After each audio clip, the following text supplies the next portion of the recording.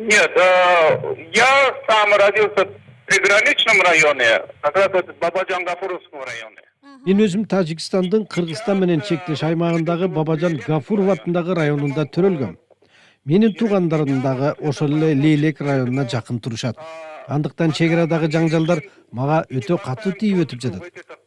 Эки өлкө ортосундагы талаштуу аймактарды делимитация жана демаркация кылып бүтпөйүнчө бул кагылыштар ушинтип улана берет окшобойбу? Азыр абдан кайчы маалыматтар туш тараптан келип жатат. Кимдики чын, кимдики калп экенин билбей да калдык. Бул жолу Кыргызстан менен Тажикстан оор артиллериялык куралдарга өтүп алганы кооптондуруп койду. Эки өлкө тең Шанхай кызматташтык уюму, жамааттык коопсуздук келишим уюмуна, КМШга мүчө, андыктан мындай кылганы туура эмес. Андыктан кыргыз жана тажик бийлигине кайрылат элем. Эч кимди ортомчу кылбайт дезинен эки тараптуу комиссия түзүп, чек араны жаңы жылга чейин бир жаңсыл чечүү керек. Болбосо ал кийинки жылга уланып дагы деле чек арада чыңалуулар кайталана берет. Оставим на следующие годы.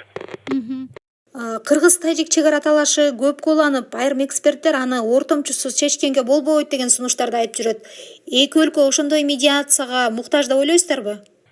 Помните последнюю встречу глав государств Центральной Азии, как раз Чолпан-Ата? Эсиңиздерде болсо жакында эле Чолпон-Атада Борбор Азия лидерлеринин саммити өткөн.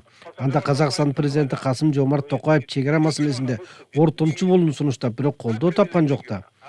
Ушул эле Борбор Азия аймагындагы лидерлердин сөзү өтпөй жатса, сырттан бирөөнүн сөзү өтпөйт го. Андыктан 1000 жылдан ынтымакта жашап келе жаткан кыргыз-тажик эли эпке келип, өкмөттүк деңгээлде чек ара талашын чечишибиз керек. Бирок бул жерде чек ара боюнча эле талаш тартыш жүрбөй. Талаштуу жердеги жолдун маршруту, суу маселеси дагы бар. Мунасага келип, чек арадагы тургундарды көчүрүү маселеси гана эмес. Керек болсо талаштуу тилкелерде жайгашкан күмбөздөрдү эмне кылабыз деген маселе бар. Андыктан ийир отуруп түз кеңешүү керек. Поэтому надо сидеть и работать. Эми чек арадагы мындан аркы окуялар кандай өнүгөт деп ойлойсуз? Соңку күндөрү Шанхай кызматташтык уюмунун саммити өтөт деп көңүлүбүз ошол жака бурулуп атты. Анын алкагында чыгыш клубу деп Борбор Азия эксперттери дүйнөдө болуп жаткан саясий окуяларга баа берели деп атканбыз.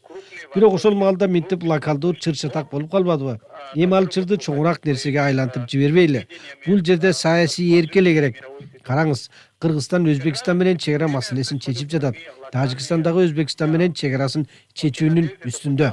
Эмнеге аймакта айрым өлкөлөр чек арасын чече алат дагы, кээ бирлери эмнеге муну аткара албай атат?